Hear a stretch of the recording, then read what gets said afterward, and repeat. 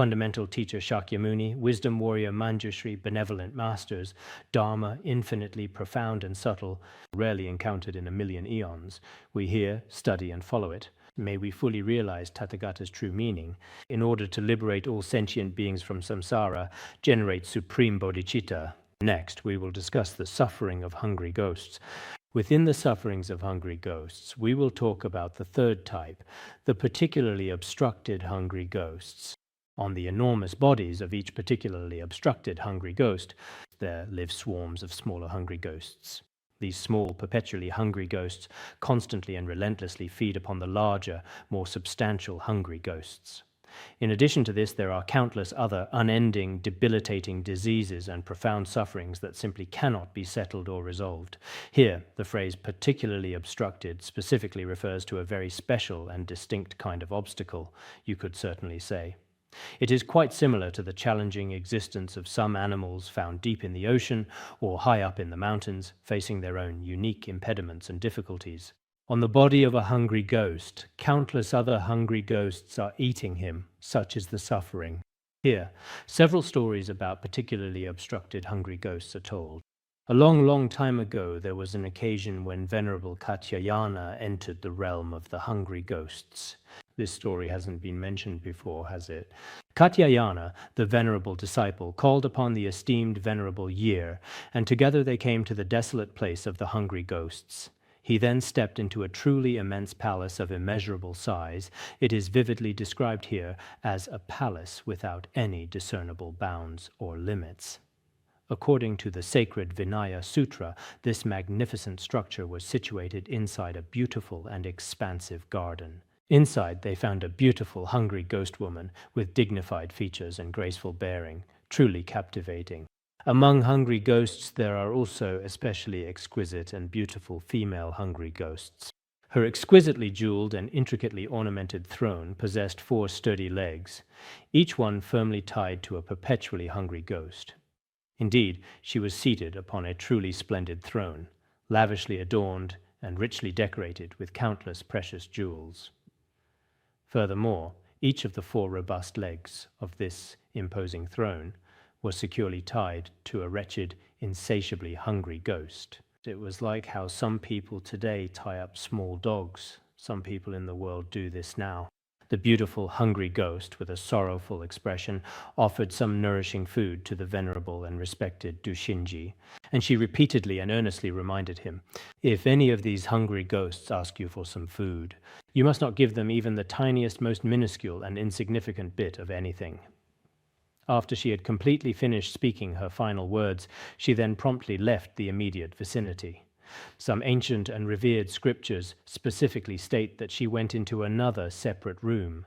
That beautiful yet still incredibly hungry ghost, who had just been present, then proceeded to move into another room, disappearing from view, so the Venerable began to enjoy the food. At that moment, the hungry ghosts started to beg him for food. They pleaded with him with the suffering of suffering. "Venerable, we have gone so long without any food at all. Could you please give us just a little to eat?" The Venerable truly couldn't bear it and felt great compassion for them. He casually and without much thought handed a small ball of prepared food to one of the many hungry, suffering ghosts. Unexpectedly, and to his great dismay, the food instantly transformed into worthless chaff and dry husks. When he then attempted to give food to yet another hungry, desperate ghost, the food turned into iron hammers and iron pellets. Here, the term hammers specifically refers to dense, heavy iron lumps. These are essentially iron pellets that have been meticulously formed and created through the intense process of burning raw iron. Following this, the Venerable, with a compassionate gesture, then carefully tossed nourishing food to the remaining 2 famished and suffering hungry ghosts who were still present. As a result, after the food reached their hands, the food for one hungry ghost turned into his own flesh, and he began to eat it. The food for the other hungry ghost turned into pus and blood, which he kept drinking. As for the food of these 4 hungry ghosts, one turned into chaff and husks, one turned into burning iron pellets, one turned into pus and blood, and one turned into his own flesh. It's extremely terrifying. Sometimes it's beyond what we can even imagine. because we have never personally witnessed these scenes ourselves. Especially for sentient beings in Jambudvipa, wrong views are particularly strong. Moreover, here among us there are a few fellow practitioners who, since childhood, have not developed a belief in karma and its effects. As a result, their wrong knowledge and wrong views are quite deeply rooted. So when they hear about this, they wonder, does this kind of thing really exist? Perhaps for a very small number of people, such wrong thoughts, hesitation, or doubt may arise. But in fact, the Buddha's scriptures describe all of this with absolute certainty. These things truly do, in a very real sense, transform in this way. At this crucial point, the scriptures clearly state that because the intensely burning iron has entered their very bodies, their physical forms begin to burn, emitting a truly foul and offensive odor. At this moment, when the beautiful female hungry ghost smells this odor, she realized something was wrong, screamed and ran out. Each of these hungry ghosts experienced various kinds of suffering in their own way. At that moment, the beautiful female hungry ghost returned and said discontentedly, "Didn't I already tell you not to give it to them? Has your compassion already surpassed mine?" She said, "Didn't I tell you not to give it to them?" Then the Venerable One replied, "Originally, I didn't intend to give it, but they looked so pitiful, starving to the point of desperation. So I felt immense compassion for them. I had no choice but to give it to them, and I already did." At this point, the beautiful woman said to him, "Has your compassion really surpassed mine?" She said. Then the Venerable One asked, "Why would it surpass yours? What exactly is the relationship between you and them?" The Venerable One began to ask, "What is your relationship with them after all?" Then the beautiful female hungry ghost introduced each of them to the Venerable One. She pointed to one hungry ghost and said, "This was my husband in a previous life." Then she pointed to another hungry ghost and said, "This was my son in a previous life. This was my daughter-in-law in a previous life, and this was my maidservant in a previous life." Then the Venerable Master asked them once more, "What kind of karmic actions caused you to take rebirth in this realm? How is it that your entire family has ended up here, all of you now essentially working and suffering in this hungry ghost realm? You can't really call it working. They're suffering. In prison, you wouldn't call it working, right? So what kind of karma did you actually create?" Then the beautiful female hungry ghost replied, "People in Jambudvipa are naturally suspicious and find it hard to believe. Even if I told them, no one would take it seriously, so it's better not to say." She said that people in Jambudvipa are very suspicious by nature. In this regard, I think people in big cities have especially strong doubts and discriminating thoughts. There are some things that really should be believed. Sometimes they overthink things, wondering, could it really be like this? Could it really be like that? They think too much, generating all kinds of discriminating thoughts and doubts. She said, "You people of Jambudvipa are very suspicious by nature. Even if I told you, you might not believe it, so it's better not to say." At that time, Venerable Dushinji said, "I've already seen it with my own eyes. How could I not believe it? There's no way I wouldn't believe it. I definitely will. Please just tell me." So that beautiful woman began to tell the story in vivid detail. She recounted the entire process of what they had done in their past lives. She said, "In my previous life, I was a Brahmin woman in a certain city. On the eve of an auspicious festival, I prepared a lot of delicious food. The next day, it just so happened that Venerable Gadayana came to the city to receive alms. In the sacred Buddhist scriptures, he is referred to as the revered Venerable Mahakatyayana, but different scriptures describe him differently. Venerable Gadayana happened to come to this city to receive alms. With sincere faith, I offered food for the alms and couldn't help but think to myself, if only my husband could also joyfully join in making this offering, how wonderful and delightful that would be." At that time, she thought, my husband would probably be very happy too. So she told her beloved husband, saying, "Today I have reverently offered alms food to the Venerable Gadayana, who is indeed one of the Buddha's truly great and esteemed disciples.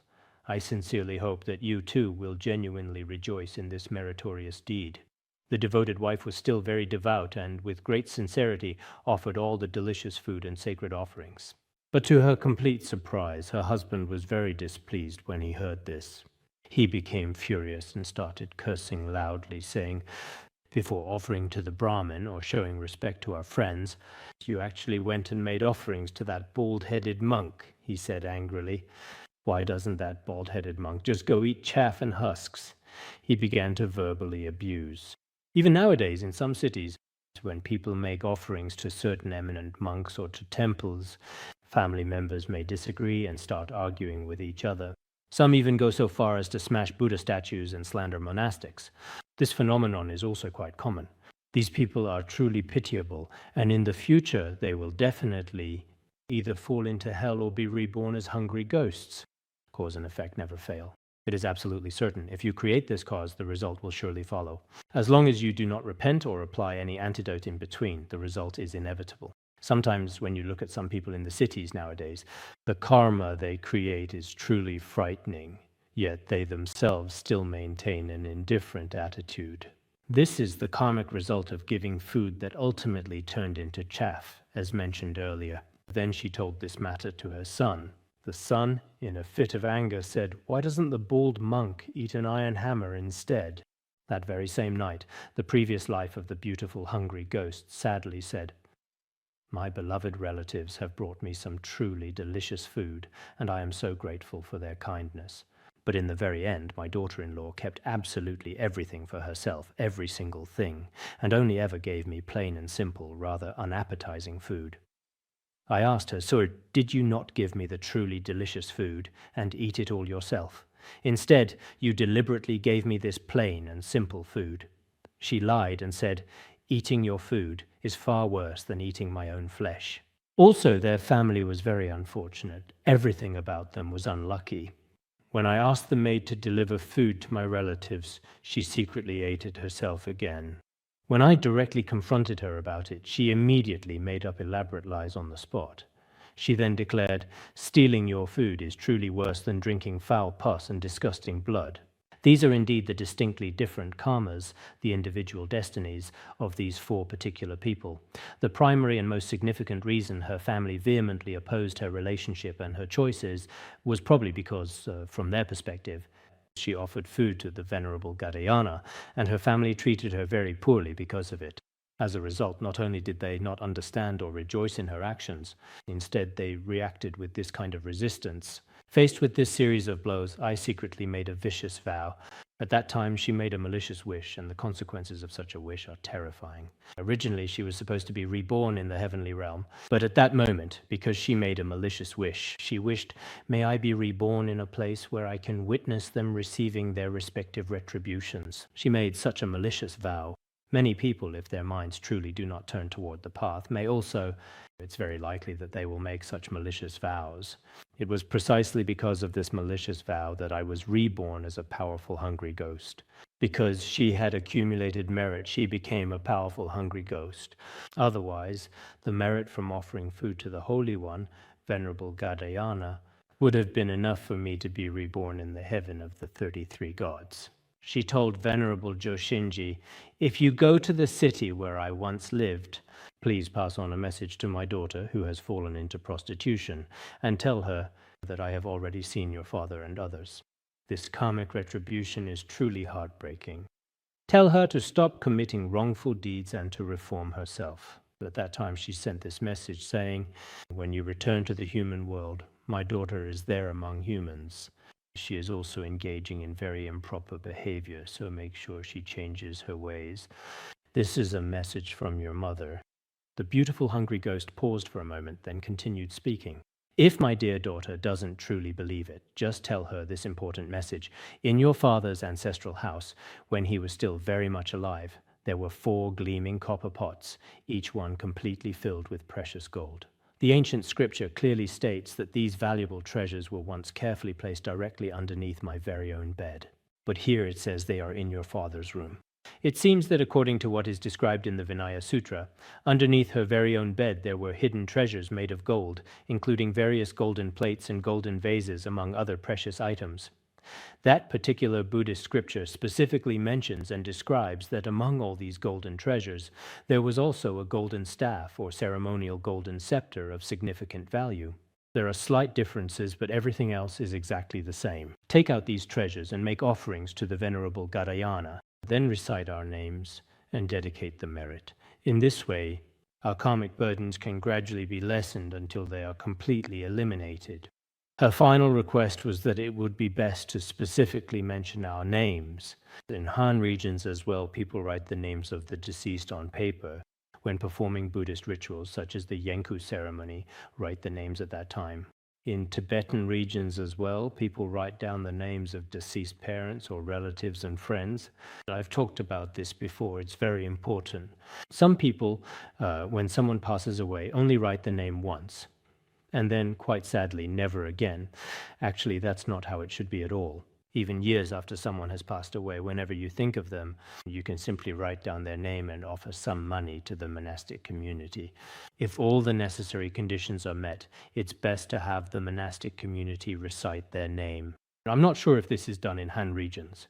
In Tibetan areas, during scripture recitations, there is someone specifically assigned to spend a long time reading out all the names of the deceased. Some people pay 5 wen and write down as many as 50 names. I think this approach isn't particularly reasonable either. It takes half a day just to recite the names, which isn't very suitable. But regardless, you should still write down their name. In this way, for example, if the deceased has already fallen into the hell realms or the realm of hungry ghosts, when we recite their name and dedicate the merit here in the human world, they can immediately leave behind their former body in the lower realms. And this has been the case since ancient times, according to the history of Buddhist scriptures, and in the accounts of eminent monks and great masters who have traveled through the lower realms, as well as in the pure visions of many accomplished practitioners. Such situations have often been known to occur. Therefore, it is very important for us to recite scriptures for the deceased in our daily lives. All of the above stories are from the Han regions. In the Vinaya Karmavakana of the Sarvastivada school, specifically in the first volume of the Karmavakana section of the 17 Matters, and in the Vinaya Sutra translated by Master Yijing during the Tang dynasty. Although it is written in classical Chinese, it actually explains things very clearly.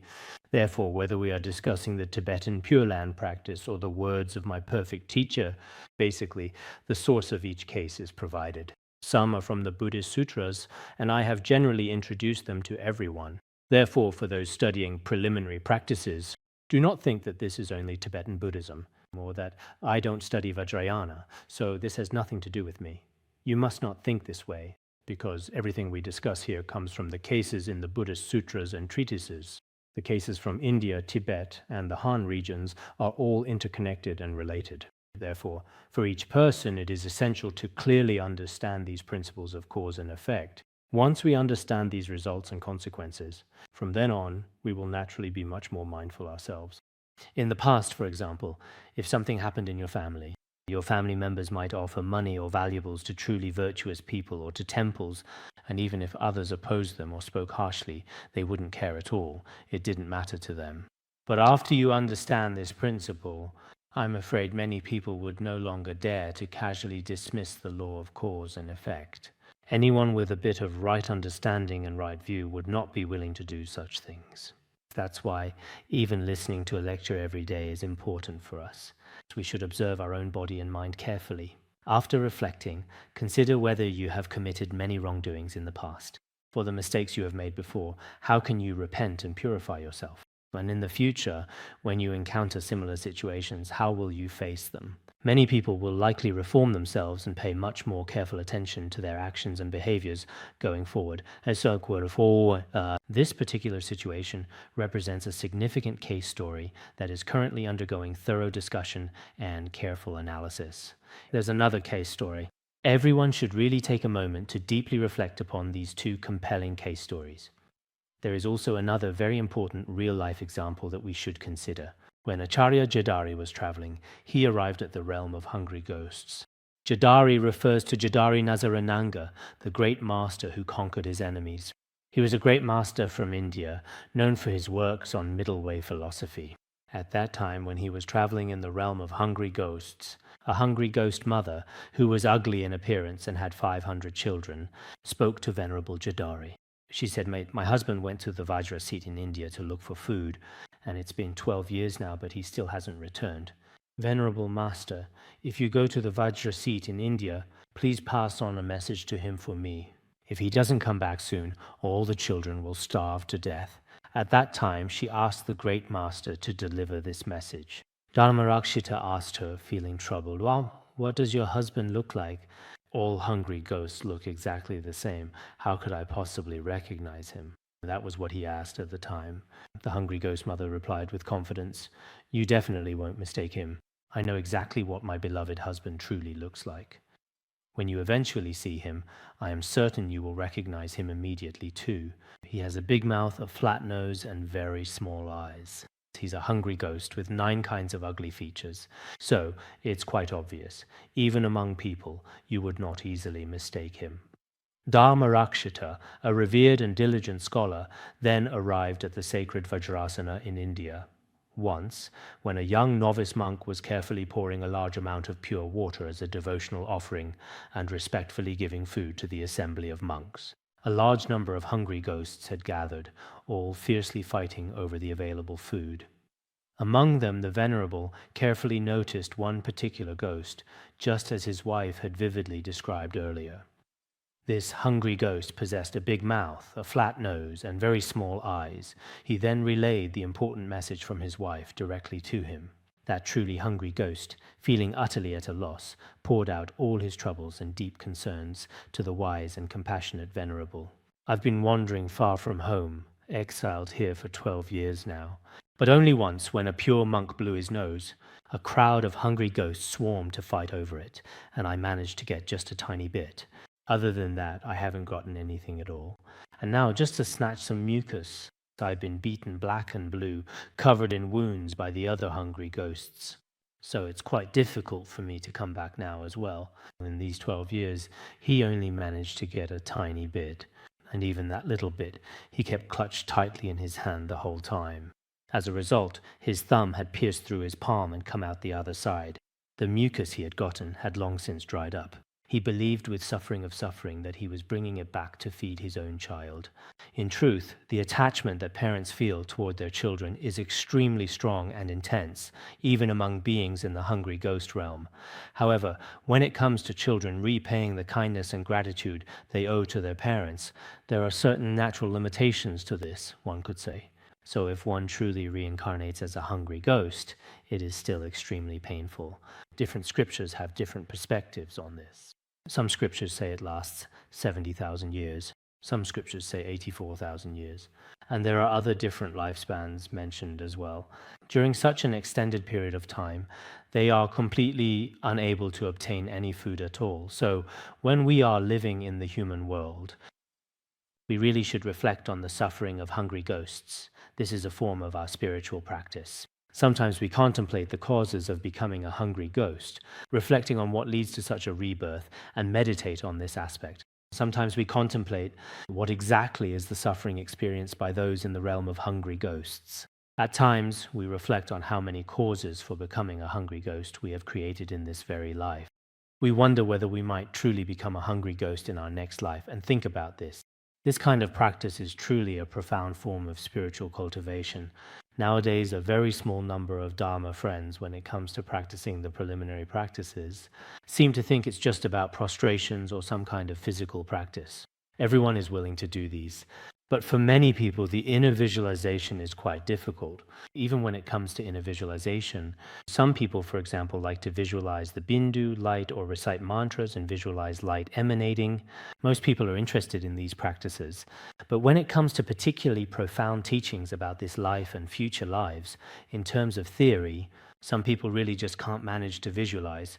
Every day now, we are also teaching everyone some of the instructions from the 3 Places, 3 Goodnesses guidance text. Just now, I ran into a Dharma friend and asked, "Have you practiced?" He said, "I haven't practiced according to your method."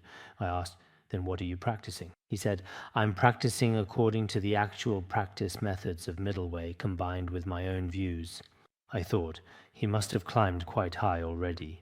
He's already practicing the Middle Way view combined with his own perspective. That must have already surpassed the preliminary practices.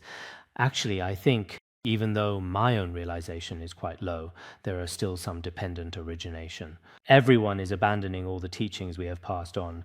and then relying on their own conceptual thoughts to look for another approach that suits themselves, claiming it's their own view of the middle way, free from all conceptual elaborations.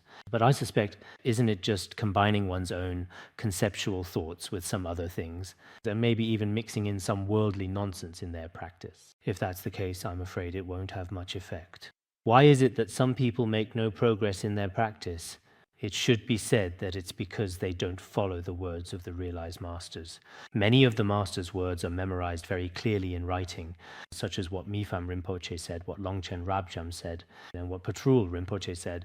If we contemplate these teachings over and over again, they will definitely have an effect within our own mind streams. If we set aside all the elements of scriptures of the realized masters, and then dig a little hole here ourselves, preparing to put on a show, I'm afraid the realization of the masters may not necessarily arise within our own mind streams. So sometimes when I teach the preliminaries, I'm quite happy because many people are practicing them. But sometimes when I talk about the preliminaries, there are a few people who don't take them seriously.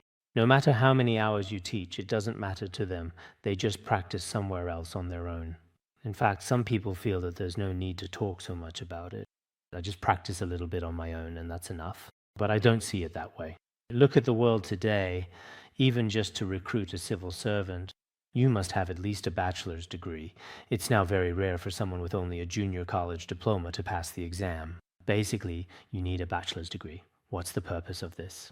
For even the most basic jobs in the world, if you don't have at least a bachelor's level foundation, it's very hard to find a job in today's society. So this is just a simple operation in the worldly sense. But Buddhism is even more profound. It's a state that transcends the world, a supramundane realm. If you don't engage in study and contemplation and just do so-called simple personal practice, blindly practicing, can you really achieve results? Honestly, I don't believe it. Now, here among us, there are very few people who say, in such and such a place, the focus is on study and contemplation, but here we focus on actual practice. They keep saying that what we do here is very, very advanced. They even go so far as to promote themselves to the person next to them while riding the bus.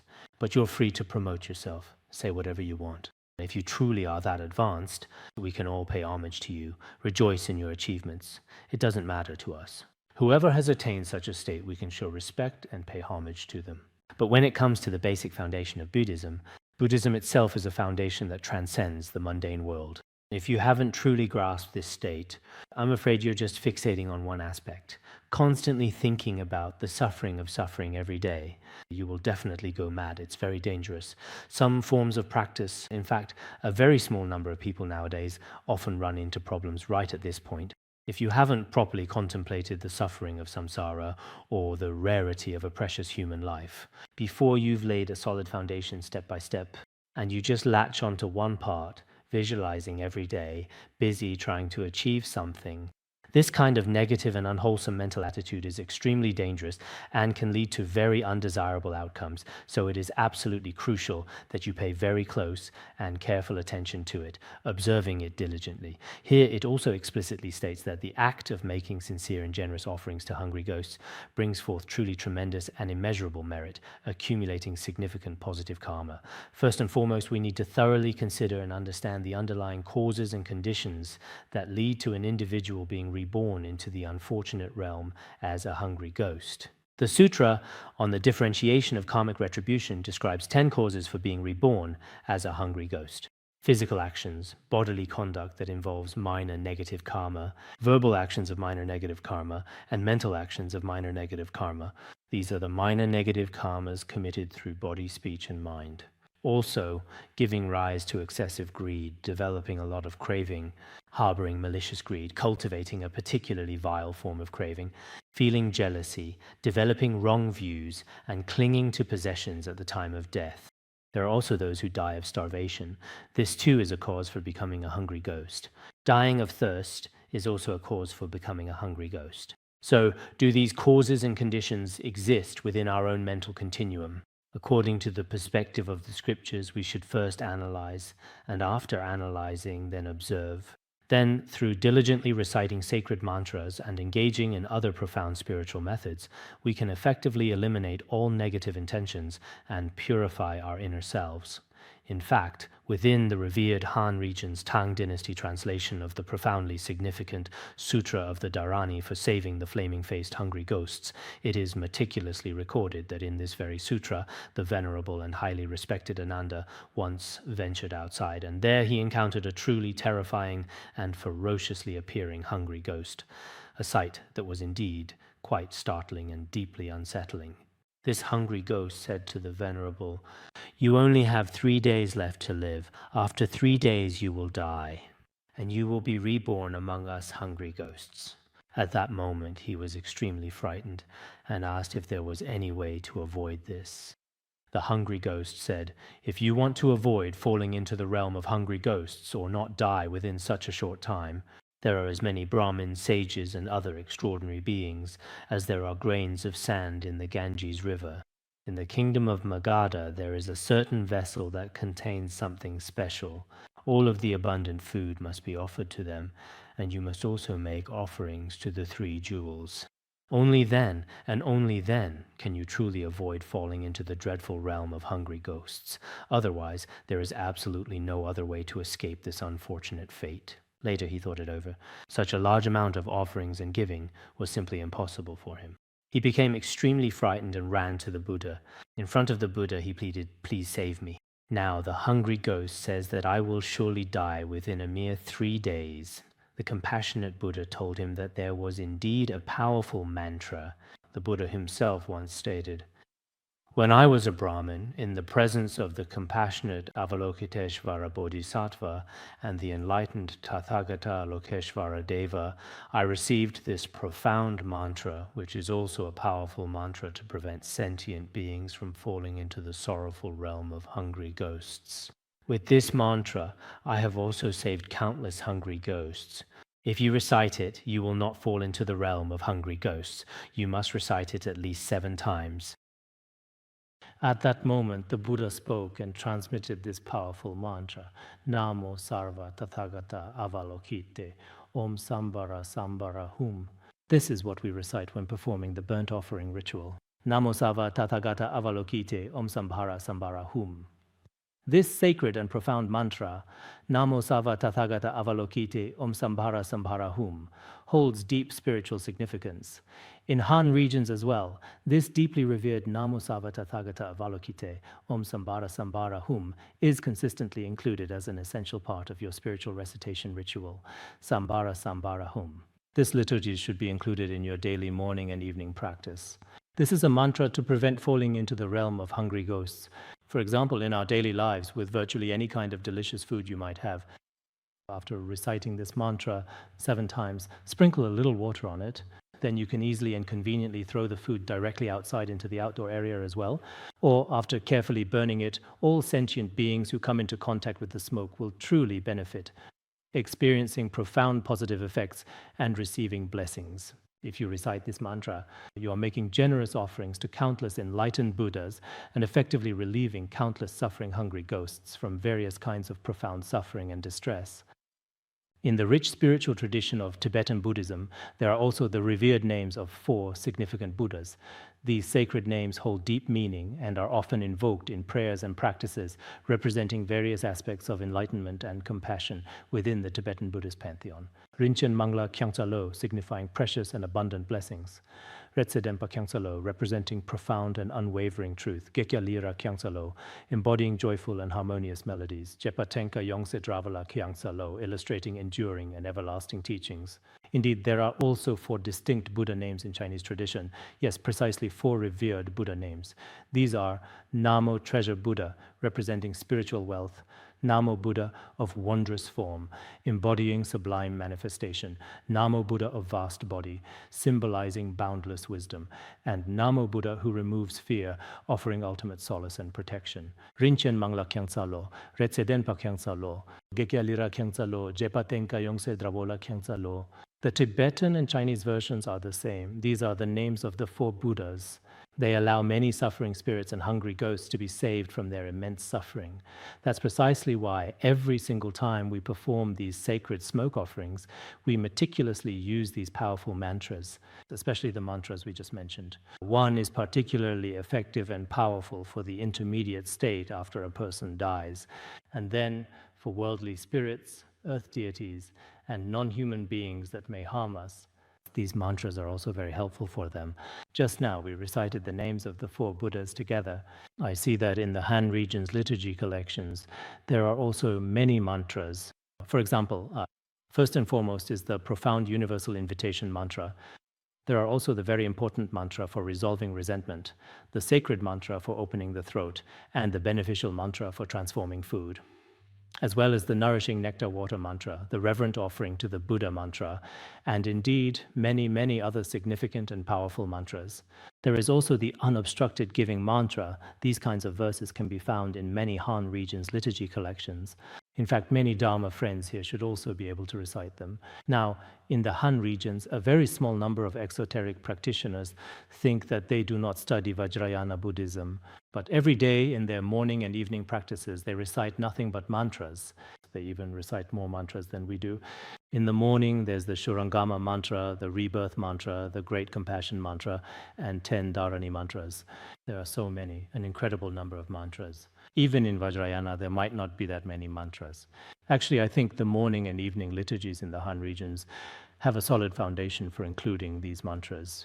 At the very beginning, during the Tang dynasty, these did not exist yet. Later, during the Ming dynasty, Masters Lianqi and Yi established some liturgies for disciples with karmic connections to recite.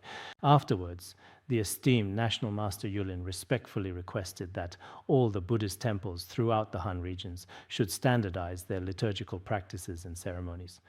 Consequently now, whichever temple you may choose to visit, the comprehensive morning and evening services, particularly for the evening, invariably include revered texts such as the profound Amitabha Sutra and the significant confession of the 88 Buddhas.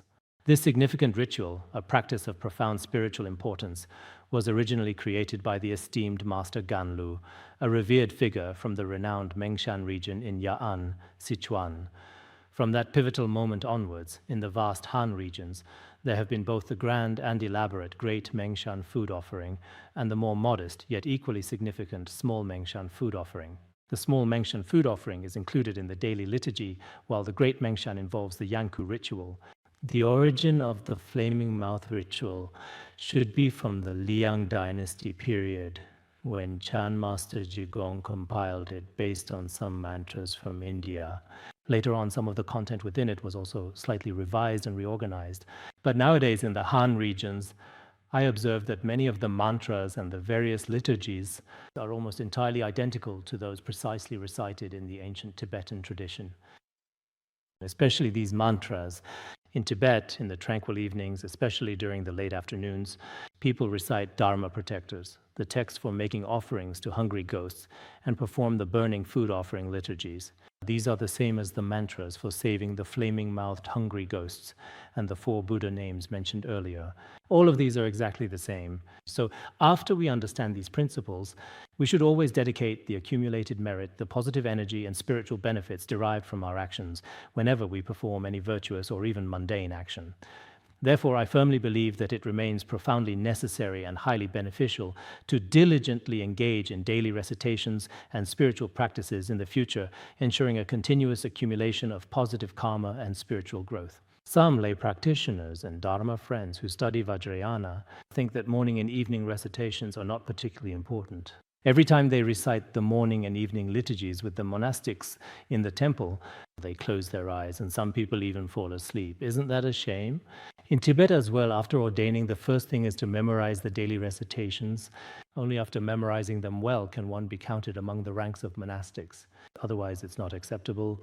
Therefore, you can't say, because I practice Vajrayana, that the recitations of the Sutrayana tradition are unimportant to you. That's actually not the case. In the Han regions, for morning and evening recitations as required by Master Yulin and others in the past, consist of mantras, Buddha names, and dharanis found in the Tripitaka. It must be based primarily on the Vajra words from the Tripitaka. Therefore, there are no distinctions between different schools or sects. For example, there's no such thing as a particular master from the Pure Land school or anything like that. Basically, in the temples I've visited, things are quite standardized. When I lived in the temple at 4 o'clock in the morning, they would start chanting, but I didn't know how to chant along, so I would quietly stand at the door, watching and listening. I would eavesdrop from the front and then from the back, but honestly, it sounded really beautiful and truly inspired faith. Wherever you go, the chanting is unified and very well done. Therefore, I hope that lay practitioners and monastics studying Tibetan Buddhism should still learn these morning and evening recitations. They are all the Vajra words of the sages and should be recited properly. And for friends studying the exoteric schools, you should not casually slander Vajrayana Buddhism either. Every morning and evening, all the recitations you do are mantras from Vajrayana. Other than this profound and intricate spiritual path, there is truly no other authentic or complete Vajrayana.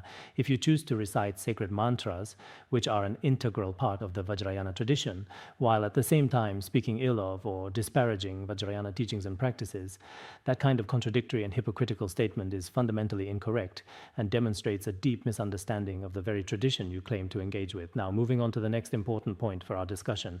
Next, it is said, in this way, no matter where one is born among the hungry ghosts, they all suffer primarily from hunger and thirst, along with various other kinds of pain. In the face of such circumstances, we should sincerely contemplate. Just think about it. For us, even just skipping breakfast makes us feel so miserable.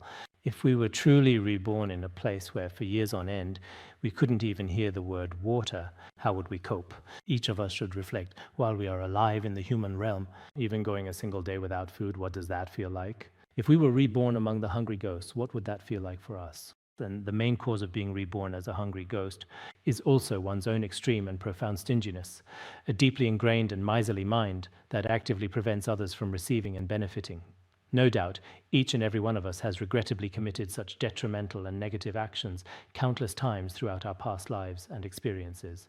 Now, with a clear understanding and a strong sense of purpose, we must make a truly firm and unwavering resolve to do everything we can to never be reborn among the hungry ghosts. We should deeply reflect upon ourselves in this very life, upon our existence, especially when it comes to the karma created by stinginess. Ordinary people have accumulated a great deal. Some individuals may be naturally inclined to exhibit generosity and truly enjoy the act of giving to others, while others, even when it comes to giving just a little, feel as if they're cutting their own very flesh. Extremely, extremely stingy. Indeed, there are people like this too, you know. Therefore, we should genuinely repent for these regrettable actions and seek true forgiveness. I remember that in the past there was a story in the Great Adornment Sutra about a powerful and ancient king who, when he went hunting at the foot of a majestic mountain in a dense and verdant forest, as he journeyed along his path, he came across a venerable and ancient stupa, a sacred monument. Immediately upon seeing this revered structure, he reverently offered 5 small precious coins as a gesture of deep respect and devotion. While he was making the offering to the stupa, someone happened to arrive there as well. This person, with his own eyes, saw precisely what he had done and truly deeply rejoiced with genuine delight in his heart. He expressed his approval by saying, "Well done, well done." However, the king misunderstood the situation completely and perceived it as a deliberate act of mockery. Because he himself felt a bit guilty, as a king, he should have made a much greater offering. But he only offered 5 small coins, so he probably felt even more guilty. When the individual beside him, with a rather casual tone, said, "Well done, my good fellow," he became incredibly and profoundly upset, thinking he was being thoroughly ridiculed and made a complete fool of.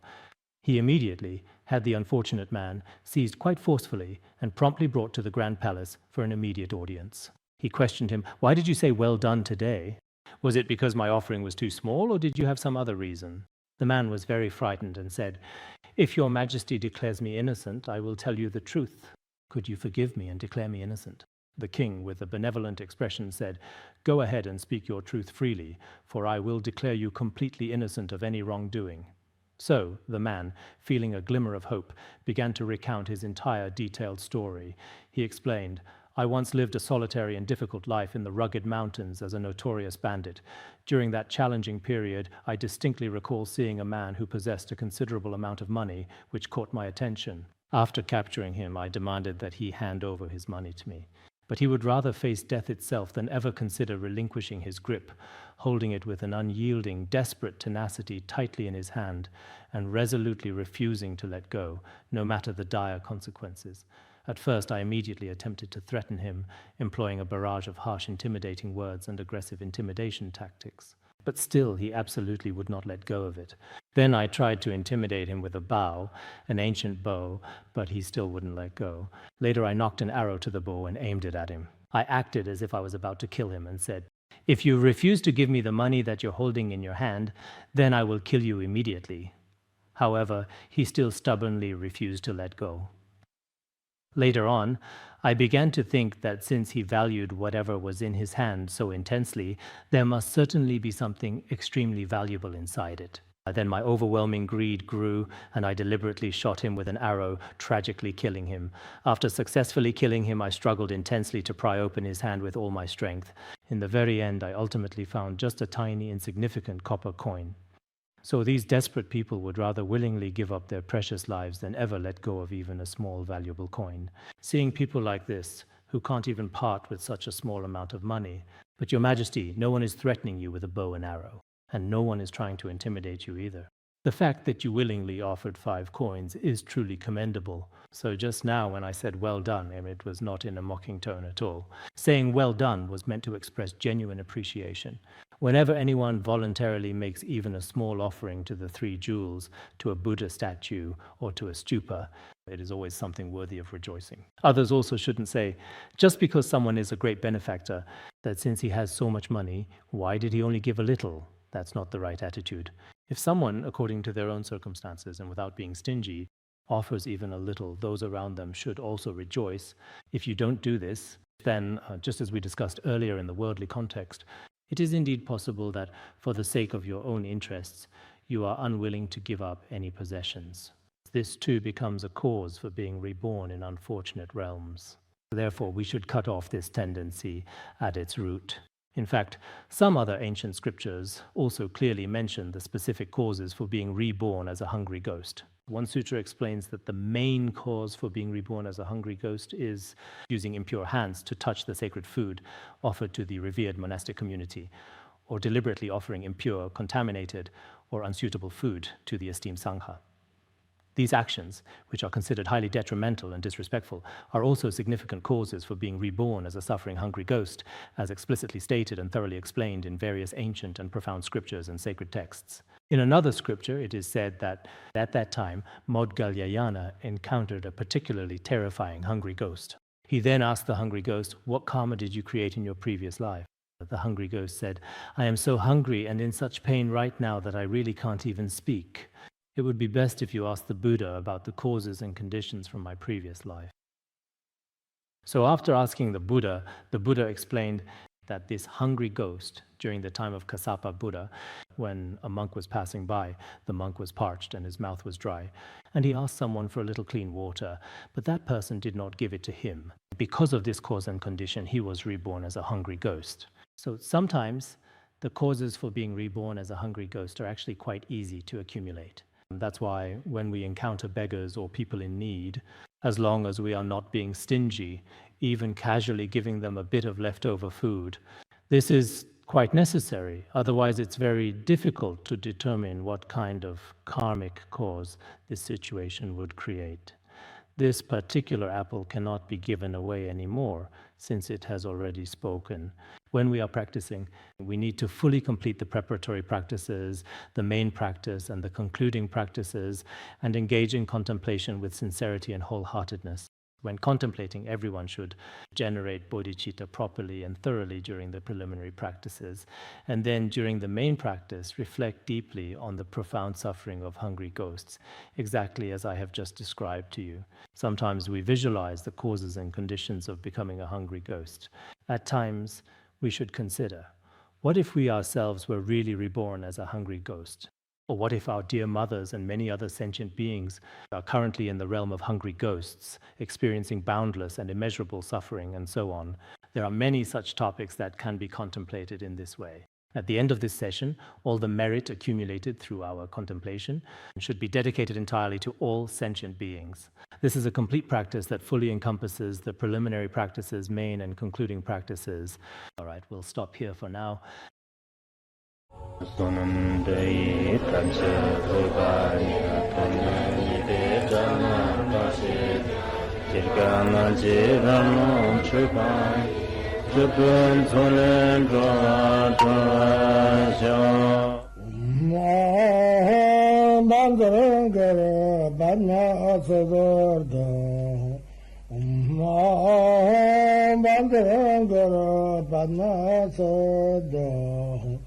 Om